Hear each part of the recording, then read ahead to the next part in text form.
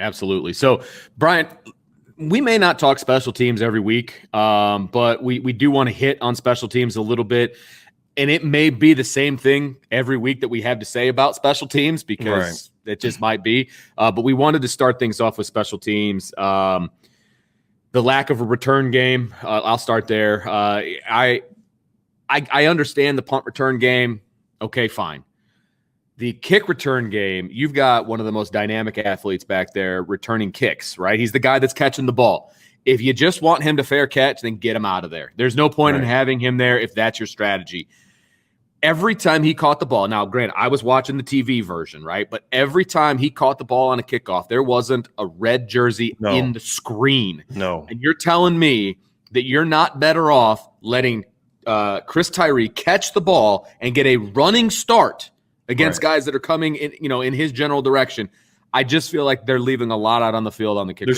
Yes, absolutely, Vince. And look, you say, well, hey, there's a chance we get pinned back. Okay, fine. That football's a game of chance. Every time you drop back and throw, there's a chance you get intercepted or strip sacked. Every time you run the ball, there's a chance you fumble or somebody comes through. I mean, there's always risk in football of a mistake. Yeah. The incredibly soft nature in which they attack special teams is really disturbing. Yeah. I mean, you've got Kyron Williams returning punts and Chris Tyree returning kicks, and you had one attempt at a return. Now, the punts I got because Florida State did a good job where they were punting from of getting down there, getting high punts. Part of that is because Notre Dame didn't heat the guy up. Yeah, exactly. Again, if you're not going to set up a return, and they didn't set up a return, then freaking go after the punt. Right? I mean, it's one of those things that you just is and then two of the kick returns were just made me want to just scream in the press box. Like the first one was they kick it right down the middle of the field. Right, which is a huge no. Look, is the last thing you want a kicker to do, Vince. That's a no my freshman football. Oh my gosh! My kid is a kicker. People know this, right? And he kicks on the freshman football team.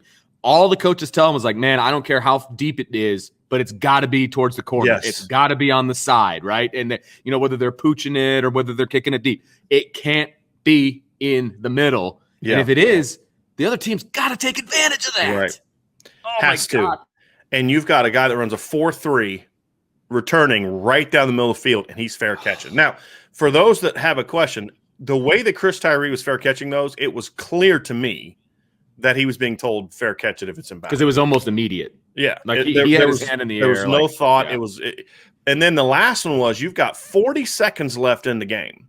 Your odds, one timeout, because on the first play of the second half, you had to waste a timeout because you weren't set up correctly, which drives me nuts. First play out of halftime. Yeah. Now, I'm not going to be too hard on Tommy Rees because after that, the offensive game plan in the third quarter was phenomenal, right? Yeah. But you can't waste those kind of timeouts. Right. And it hurt you late in the game. So you knew it would. As soon as they took it, I was like, you got a 4-3-1 guy. It's like, hey, take a chance. Right. And if you get pinned, you get pinned. I mean, if you lose some seconds, you lose some seconds. But you give your kicker. I couldn't believe Florida State kicked it in bounds. I just said just kick it out of bounds. I mean, I just said kick it as far as you can. I'm not giving. I don't care if you kick it out of bounds in bounds. I'd rather do that than give Chris Tyree a chance to return a kick. Well, and their kid put a couple in the end zone. So, I mean, their kid can put it in the end zone. That's what I would have said. Yeah, put it in the end zone. I was blown away. And then to have him fair catch it. Oh, so we're going to go 75 yards and 40 seconds. Not 75 yards. I mean, you get in field goal range, so you've got to go at least 45 yards and 40 seconds. 35, yeah. Right? So that's what, 15 plus 25, that's 40 yards. You have to go at least 40 yards. At least 40 yards. Yeah. At least 40, because that's a 52-yard field goal at that point. Which is in his range. I mean, but yes, harder. You don't want the minimum, right? In my opinion. So 40 yards and 40 seconds. I'm sorry. I'm giving Chris Tyree a chance to break that one. Absolutely. I'm sorry. So I just that's the thing is I want to get that negativity out of the way now. And then you had a short punt by Jay Bramlett. I didn't think the coverage units were great, like they normally are. There was a lot of frustration for me from this game from the special teams. And now, having said that, when the game was on the line, the snap was good, the hold was good, the blocking was good, and the kick was true. Yeah. Right. And that's awesome. I mean, that's great. I just feel like overall, when you evaluate it from the beginning to the end of the game, you don't say, hey, well, you made the one play when it counted. Yes, you do. but you have to make sure you're doing a good job for the other 60 minutes too. Right. Because their kid didn't. So, Their kid missed yeah.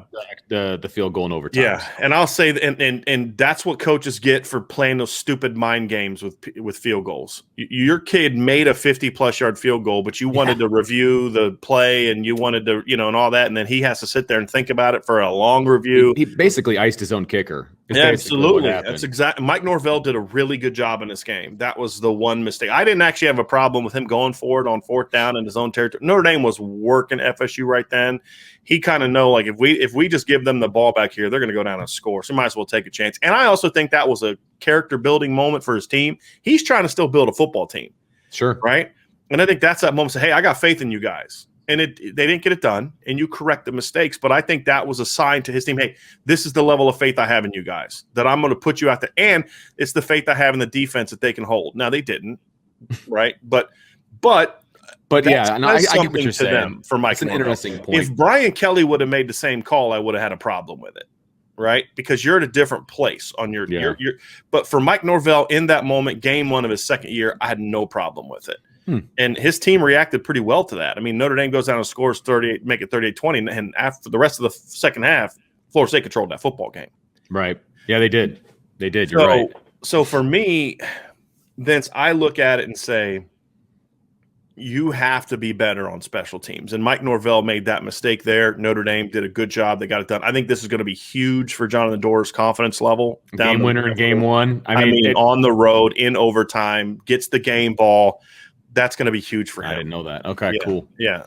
So that's good for him. So that part of special teams is good. But the kick return thing, like you said, just why waste your time with Chris Tyree being back there if you're just going to do that? That's exactly my point. If you're just going to fair catch, put somebody back there who's going to catch it, and that's all. That's the end of the story. Don't put Chris Tyree back there and tease me like that. That's not fair. That's not right. Cool. Because Florida State scored 6 times in this game, right? Like 5 touchdowns and a field goal plus a half, right? And Notre Dame had a grand total of 0 kick returns on 7 kickoffs. They weren't all kicked out of bounds. No, meaning touchback. They weren't all touchbacks. Yeah, right.